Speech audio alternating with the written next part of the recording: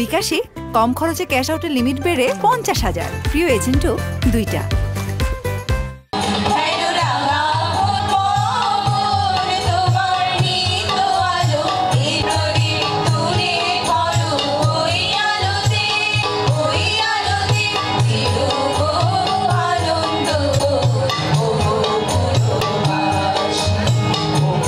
মঞ্চে আসার জন্য শুভেচ্ছা জানাবেন।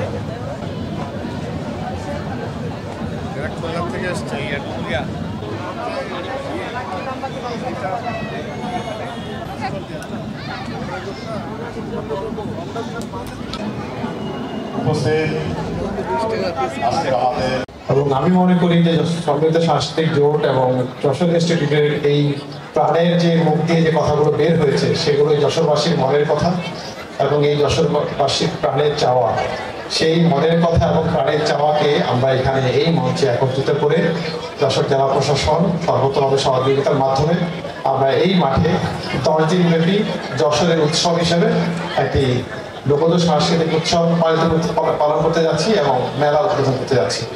এটা শুধু মেলা না, এখানে কিন্তু সাংস্কৃতিক উৎসব চলবে এই মঞ্চে 10 দিন ব্যাপী। প্রায় 130টি সংগঠন বিভিন্ন উপজেলা থেকে আসবেন এবং আপনারা ইতিমধ্যে জানেন যে আমাদের যশোরের 8টি উপজেলা ছাড়াও এখানে যশোরের বাইরে বিভিন্ন জেলার যেসব ঐতিহ্যগুলো আছে সেগুলো এখানে উপস্থাপন করার চেষ্টা করা হবে। সো আমি মনে করি এই 10 দিন যশোর জেলায় একটি বিভিন্ন সংস্কৃতির বিভিন্ন রঙের এখানে সংস্কৃতির উন্মোচন হবে, সংস্কৃতি পরিবেশিত হবে। আশা করব যশোরের সংস্কৃতিবান মানুষরা প্রতিবারের মতো এবারও এই সংস্কৃতির এই আন্দোলনকে এগিয়ে নিয়ে যাবেন এবং এই সংস্কৃতি 10 দিন ব্যাপী এই লোকজ সাংস্কৃতিক উৎসবের সাথে সাথে এই যে মেলার এখানে যে স্টলস করা হয়েছে, বিভিন্ন রাইড করা হয়েছে এবং এইটির সাথে যারা জড়িত আছেন সমৃদ্ধ সাংস্কৃতিক জোট, যশোর ইনস্টিটিউট সহ জেলা প্রশাসন এখানে জড়িত আছে। আমরা মনে করি আমরা সকলে মিলে একটি সুন্দর এবং পরিচ্ছন্ন পরিবেশে আমরা এখানে একটি সাংস্কৃতিক এনভায়রনমেন্ট, একটা পরিবেশ আমরা তৈরি করতে সক্ষম হব।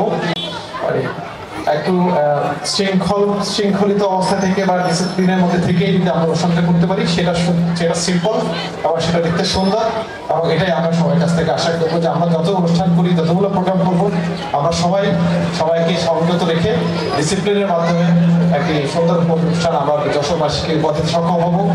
এই সাথে সাথে আপনারা যারা উপস্থিত আছেন, এখানে মঞ্চে যারা উপস্থিত আছেন এবং যারা মিডিয়া কর্মী যারা আছেন, আপনাদের সবার সহযোগিতা কামনা করছি।